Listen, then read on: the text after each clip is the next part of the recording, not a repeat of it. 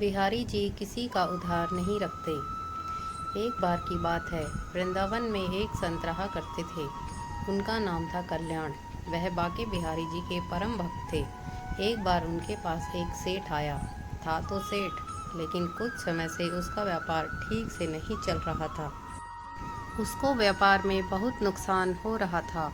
सेठ उस संत के पास गया और अपनी सारी व्यथा बताई और कहा, महाराज, मुझे काफ़ी समय से नुकसान हो रहा है, कृपया कोई उपाय बताइए।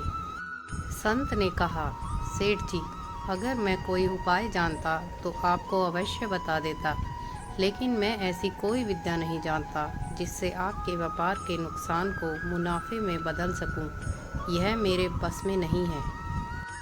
हमारा तो एक ही सहारा है, बिहारी जी।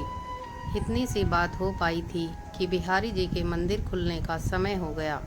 संत सेठ जी को मंदिर के अंदर ले आए और अपने हाथ को बिहारी जी की ओर करते हुए सेठ जी को बोले, आपको जो कुछ भी मांगना है, जो कुछ भी कहना है, इनसे कह दो। यह सबकी मनोकामना को पूर्ण करते हैं। सेठ जी ने बिहारी जी से प्रार्थना की। 2-4 दिन वृंदावन में रुके और फिर चले गए। कुछ समय बाद सेठ जी का सारा व्यापार धीरे धीरे ठीक हो गया। अब सेठ जी समय समय पर बिहारी जी के दर्शन करने वृंदावन आने लगे। लेकिन कुछ समय बाद सेठ जी थोड़े अस्वस्थ हो गए। वृंदावन आने की हिम्मत नहीं हो रही थी। उनका एक जानकार वृंदावन धाम की यात्रा पर जा रहा था।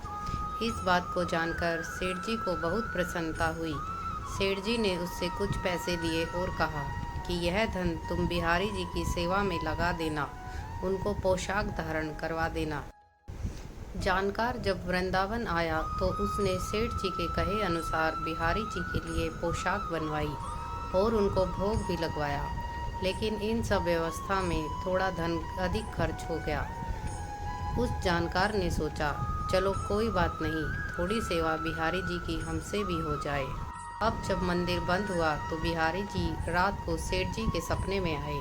सेठ जी ने बिहारी जी से कहा, तुमने जो सेवा मेरे लिए भेजी थी वह मैंने स्वीकार की, लेकिन उस सेवा में 250 रुपये ज़्यादा लगे हैं। तुम उस व्यक्ति को यह रुपये लौटा देना। ऐसा कहकर बिहारी जी अंतर्धान हो गए।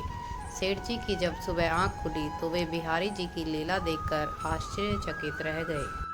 सेठ जी जल्द से जल्द तैयार होकर भक्त के घर पहुंच गए और उसको सारी बात बताई। यह सब सुनकर वह जानकार व्यक्ति भी चकित रह गया और सोचने लगा कि यह बात तो सिर्फ मैं ही जानता था, मैंने तो किसी को बताई भी नहीं।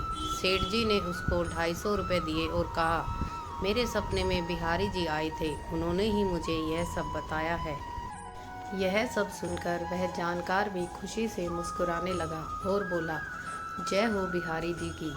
इस कलयुग में भी हमारे बिहारी जी किसी का कर्ज किसी के ऊपर नहीं रहने देते।